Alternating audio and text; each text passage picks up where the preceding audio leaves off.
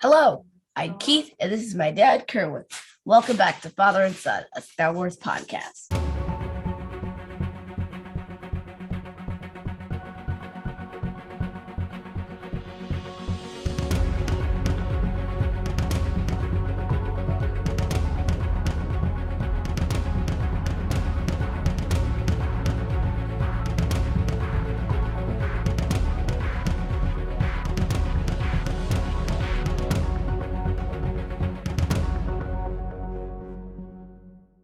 So, recently we did a two-part review of Star Wars Adventures in Wild Space, which is my absolute favorite book series. If you haven't listened to our review, we highly recommend you watch it before you see this interview. I don't know how many times you've read Adventures in Wild Space, but I know it's a lot of times. I remember, you were reading the books, you read them very often, and then you started listening to the Audible, and you would listen to the Audible when you're cleaning your room, when you're playing with your Legos, you would play it right before you go to bed. And, at the time I didn't read the books, and, I was just listening in on the Audible, and I just couldn't really understand what was going on. But when I finally read the books, I said, these books are fantastic. So I am so glad that we've come to this point now. Yep. And the books were co-written by Kevin Scott, and now our special guest, Tom Huddleston, and also one of my favorite authors. All right. Tom, thank you so much for joining us. Well, I'm absolutely thrilled to be here. My name's Tom Huddleston. This is Jonah Hope Huddleston. It's a father and son podcast, so yes, it is. It made sense to have a little cameo from this guy here. Welcome, but, Jonah. Yeah. Yes, thank you so much. All right. Okay, so thanks for taking. I might just pass this guy along, and then we can get started properly. Not a problem. Not a problem. Take your time. Yeah, we are very excited for this moment. So thanks for taking some time out of your schedule to join us on Father and Son. You're so welcome. Thank you. When did you know you wanted to become a writer? Oh, really early. So I think I got a typewriter for my birthday when I was probably 7 or 8. I do school events sometimes and to promote my books, and before that I got a typewriter for my birthday when I was 7 or 8, and some kid always sticks their hands up and goes, "What's a typewriter?" Mm-hmm. A typewriter was like a laptop before a laptop, and you put paper in it and typed. Yeah, you had the ribbon and stuff, and then you had we had the ribbon. Yeah, you had to go and buy new ribbons. But yeah, so I used to write stories about my teddy bears going into space, and I remember when I went to see the movie Back to the Future, I went home and wrote down the whole story because it was so exciting and it was so cool. So yeah, and that would have been when I was 9 because it came out in 85. So yeah, from a really early age, I wanted to be a writer. My grandmother on my mother's side was a writer. She published kind of crime stories under the name Jean Fraser. So, I had kind of a role model for being a writer in my life. And yeah, so it was something that I always wanted to do. Well, how often do you write? Every day of the week. So, I mean, I no longer have at the moment a full-time job. So writing is my full-time job at the moment. So yeah, I try to write from kind of 9 a.m. to 3 p.m.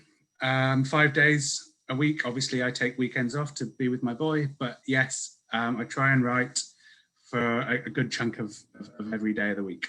Same here. Good. So how do you develop your characters? Ooh, good question.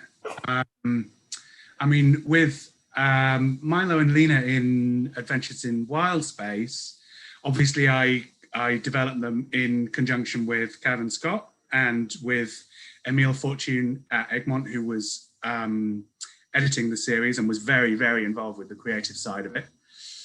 So we kind of worked on them together.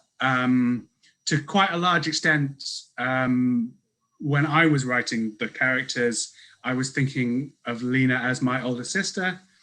I have a sister who's 3 years older than me called Sarah, and I was thinking of Milo as me because we had quite a similar relationship. And also I have a niece and nephew with a similar age gap. So I thought about them. So yeah, those two characters were very much based on myself, my own experiences, my family. And I think when you're writing characters, particularly of that age, then that's a good thing to do, to kind of base it around people that you know and people that, you know, people in your family and people that you went to school with and that kind of stuff. Okay, and what's your process for revising your book?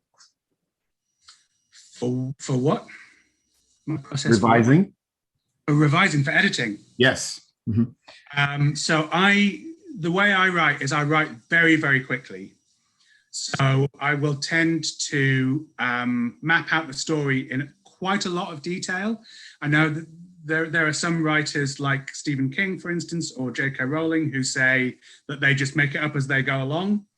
I say, yeah, you can kind of tell that sometimes when you get to those stories.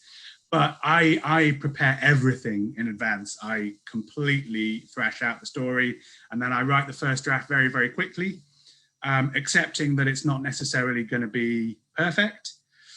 And then I put it away for a couple of weeks, and then I come back to it, and that's when I start revising and editing.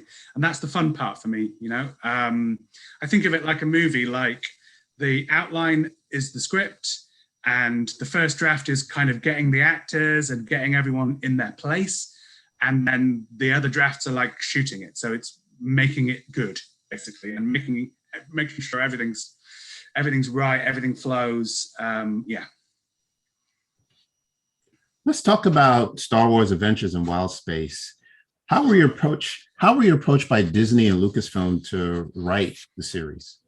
I actually went through Egmont, who were the British publishers. So at the time, I think they'd been approached by Disney and Lucasfilm to put together a Star Wars book series for young people. Why they decided to come to the UK to do that initially, I'm not sure. You'd have to ask them. I guess maybe the UK has a good track record for kids' books. But it was through, I'd recently published a book called The Waking World, which was my first novel, and worked with a woman at Random House called Lauren, who had been part of the team who had put that book together, and her husband was Emil, who was working at Egmont, who was putting together the Adventures in Wild Space saga. So when I said to her, you know, I'm looking for other stuff to work on, she said, well, actually, my husband is putting the Star Wars series together, and she knew I was a big Star Wars fan. At the time, I was working at Time Out magazine, which is based in London, but there's a New York Time Out, and, you know, they're all over the world. But I'd written a big Star Wars piece. I'd written a 50 Star Wars characters piece, which you can track down online if you get the urge. So she knew that I was a Star Wars fan, and he was putting these Star Wars books together, and she knew that I could write for the right age group. So we just got together, him and I, in a pub, and he told me what they were putting together and would I like to put some ideas together for it. So I wrote some initial chapters, which I was told weren't Star Warsy enough, but the writing itself was good enough that I came on board and met Cavan Scott for the first time. He was much more experienced than me. So he'd written a lot of Doctor Who stuff and other books in the kind of, you know, movie tie-in field, which I'd never done before. So he was really encouraging to me, and he showed me the ropes, and that was great. I mean, we worked on it for quite a long time before we ever met in person, but we went back and forth and discussed the characters, and you know, initially, the plots for the first couple of books, so Cavan's first book, The Heist, my first book, was The Heist his first one, or was it I can't remember. But anyway, my first book, The Nest, those first couple of books, the the plots were kind of handed to us to quite a large extent. So we were kind of writing a plot that was, we fleshed out the characters and we fleshed out the worlds and all this kind of stuff, and the action, but the plots were basically handed to us. But as the series went on, we were allowed more and more leeway to kind of create our own stuff and to be more imaginative. And so by the time we got to the last book, The Rescue, that was all me. I was coming up with my own stuff. The Planet of the Mushrooms, that was me. Got it. Okay. All right. So Adventures in Wild Space is a 7-book series, and Kevin Scott wrote 4 of the books and you wrote 3.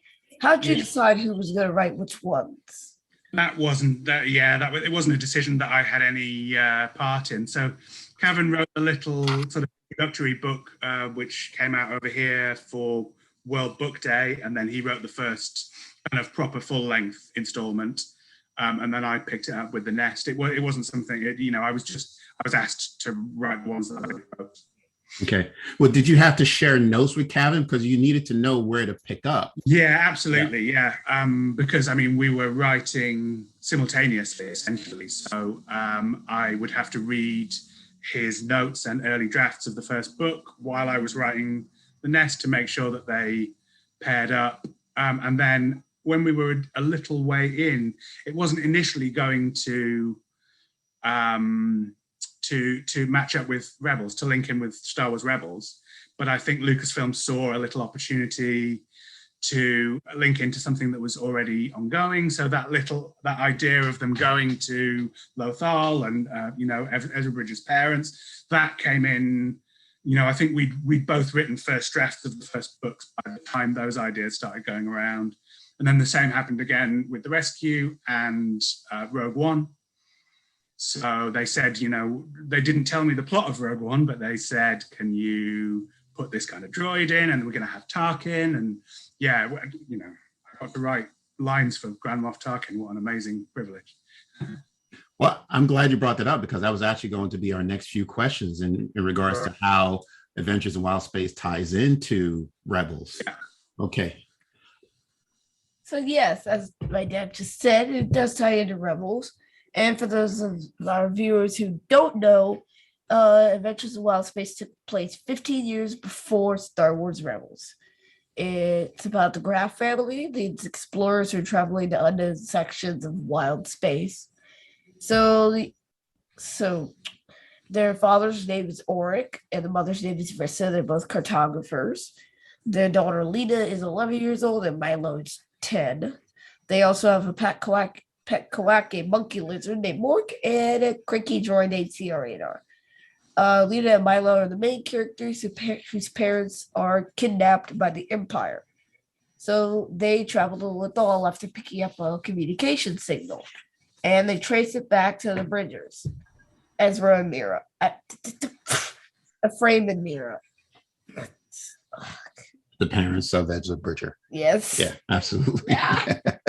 Good. Well, that's so a good summary of the story, how it ties in, right? So it actually leads us into a question that you already answered, but the question was going to be, who made the decision to connect Adventures in Wild Space with Rebels? But you mentioned that was the Lucasfilm Story Group who decided. As far as I know, yeah, that was a Story Group decision. Obviously everything came through Emil at Egmont. But yeah, as far as I know, that was a Story Group decision. And, I think it was a really good one because Rebels is a fantastic show. And it was really nice to, link these books, which when we initially started writing them were completely their own thing.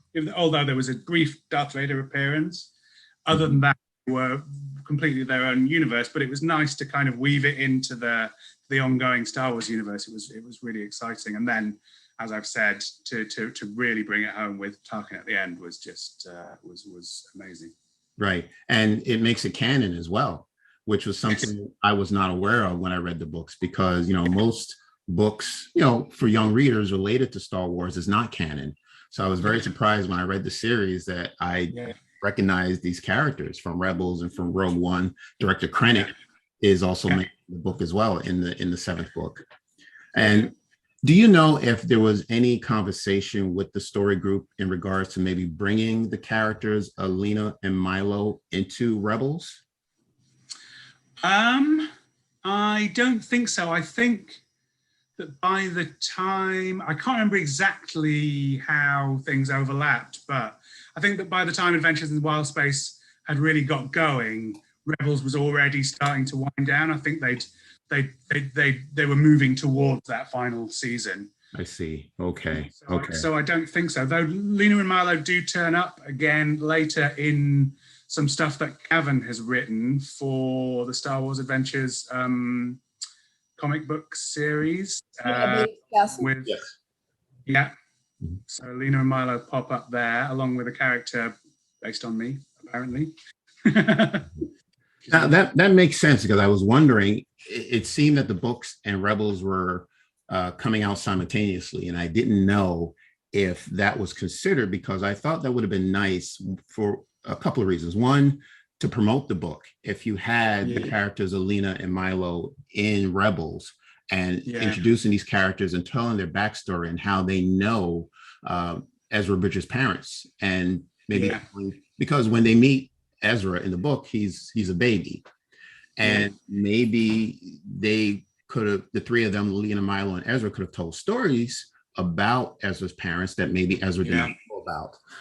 And also, there was a point where Lena and Milo also joined the rebellion, which Ezra does as well. So they have something in common. And the other thing too is in regards to how the Empire impacted their lives, with their parents. We don't know the fate of the Graff parents, but we do know Ezra, according to Star Wars stories, is that Ezra's parents were arrested by the Empire and put in prison.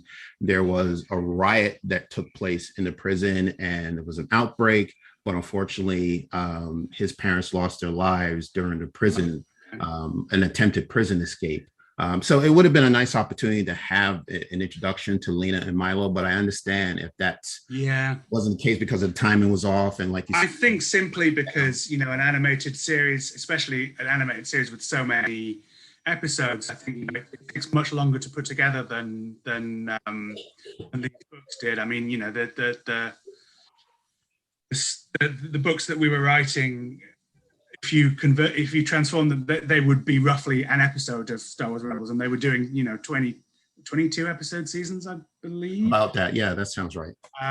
So the amount of work that must have gone into those, I'm sure they were working way ahead. So I don't think that there was an opportunity for that to happen.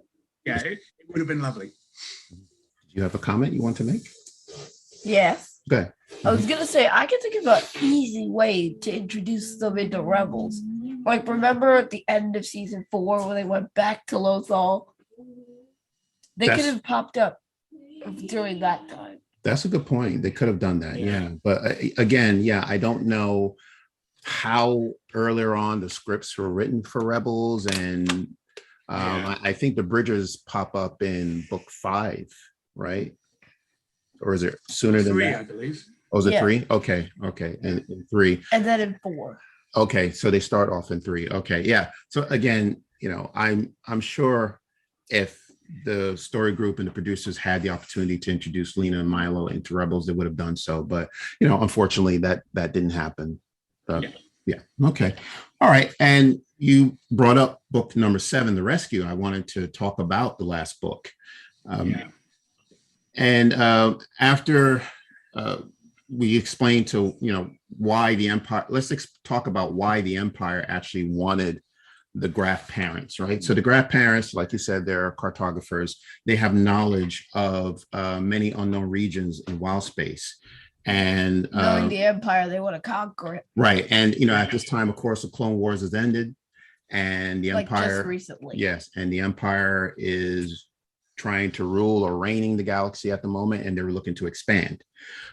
So the Graff parents were found on a planet called Agaris, with Governor Tarkin is holding them as hostages.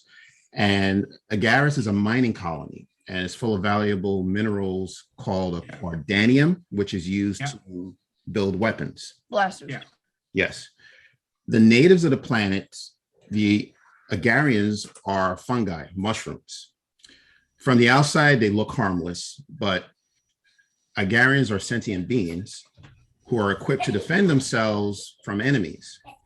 I would like to know, what is the story behind creating these Agarians? I guess I love the idea of sentient. I'm not the first author to write sci-fi stories with sentient fungi. I mean, the idea goes back quite a long way. Certainly one book that I read, which dealt with the idea really interestingly, was a book called Finch by Jeff Vandermeer, who also wrote Annihilation. So yeah, the idea of sentient fungi is certainly not original to me, but it just felt like something Star Wars hadn't done before.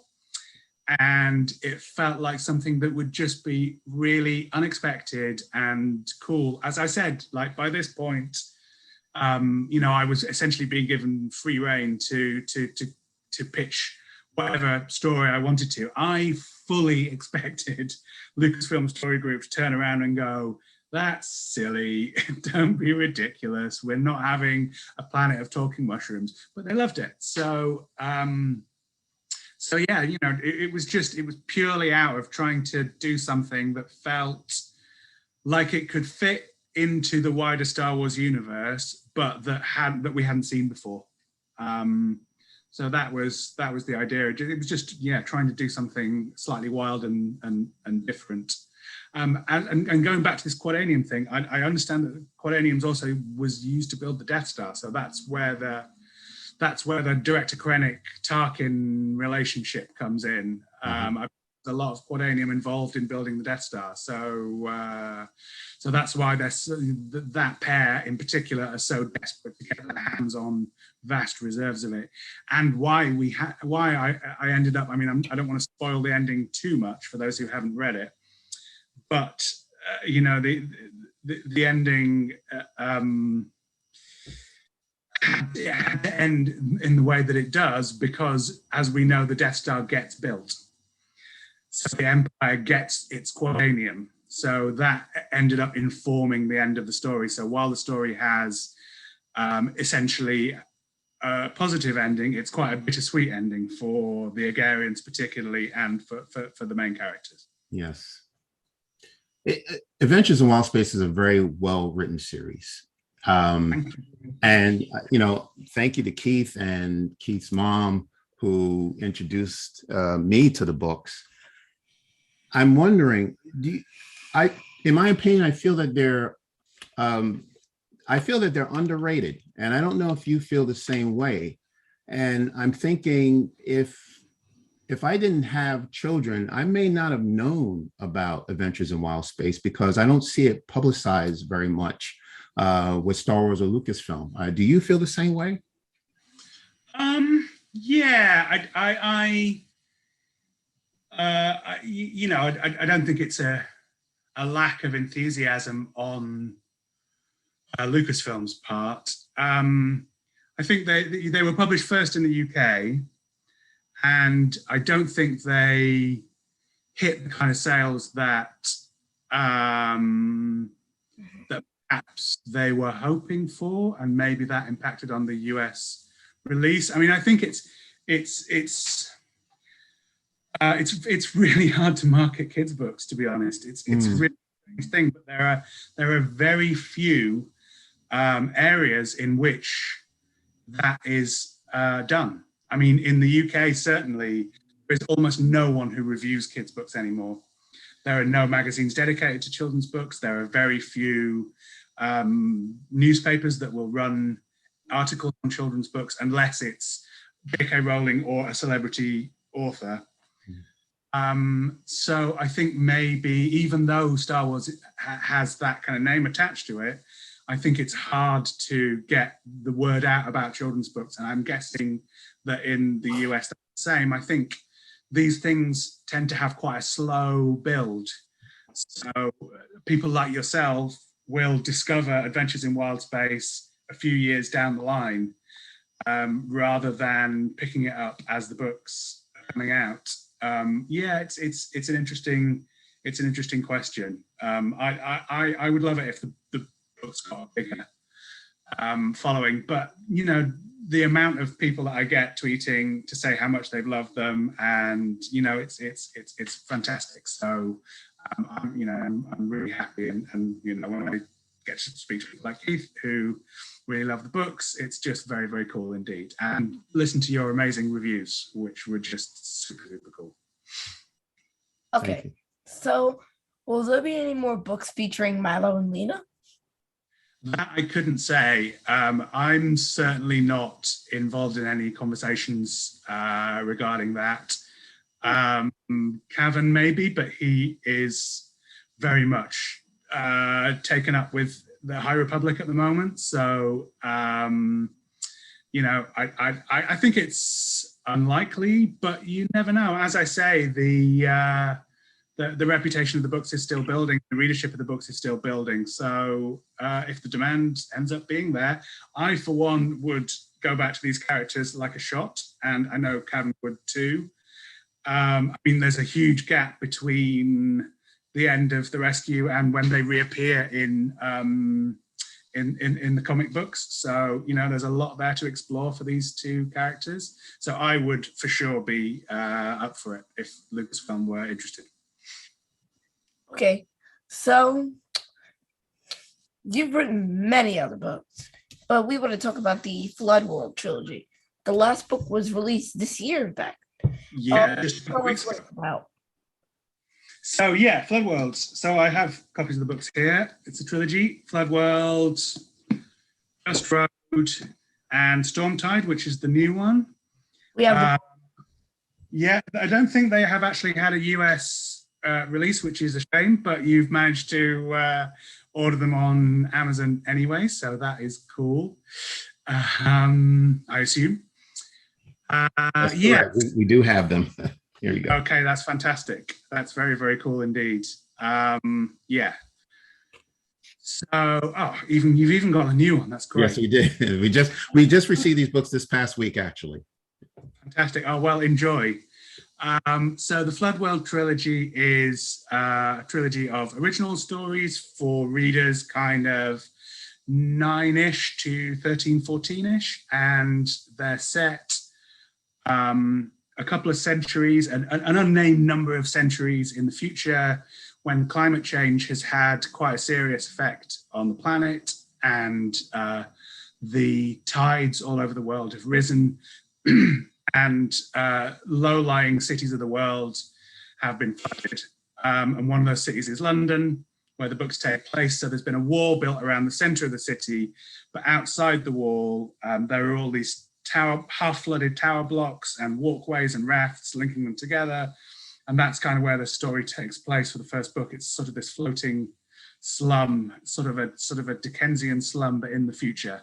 Everyone's living very close to the water, and it's about two street kids called Cara and Joe, who come into possession of a mysterious map, which leads them to meet and eventually come into conflict with a society of seagoing adventurer types called the Mariners, who are sort of the only society in this future who are trying to live to live with the changing situation rather than pretend like the world is how it's always been and hide from the reality of this flooded world. So there's lots of kind of ideas about climate change and inequality, and there's cops, there's gangsters, there's a lot of explosions and jet ski chases and submersible chases.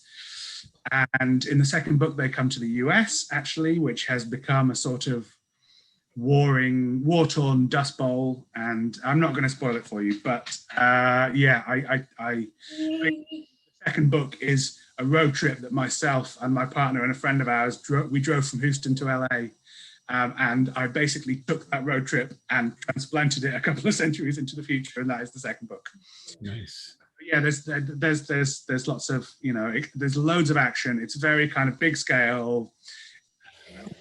The experience of reading the books to be like watching a kind of really big, expensive blockbuster movie, essentially. That's the Wow, wonderful. We can't wait to read these books. They And I can't wait to hear your opinions. So, sure, yeah, not a please let me problem. know what you think, both of you. Ah, absolutely. Thank you.